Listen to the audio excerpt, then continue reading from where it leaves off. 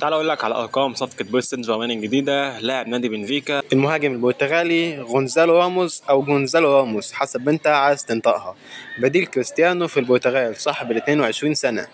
لعب مع بنفيكا في الدوري البرتغالي 161 ماتش بمعدل 10106 دقيقة، سجل 68 هدف منهم ضربتين جزاء، وصنع 25 اسيست، يعني عمل 93 مساهمة تهديفية، وحصل على 20 كارت اصفر.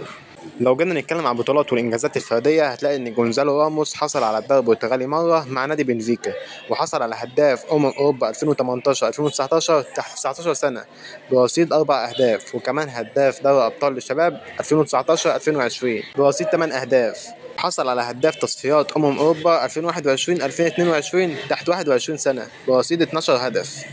ومع منتخب البرتغال لعب 7 ماتشات وسجل 4 أهداف وصنع هدفين، منهم هاتريك ضد سويسرا في دور 16 بكأس العالم 2022. وكده وصلنا لنهاية الفيديو، واعمل لايك واشتراك في القناة، بننزل على القناة أرقام وإحصائيات لعيبة كتير ومواعيد ماتشات كتير.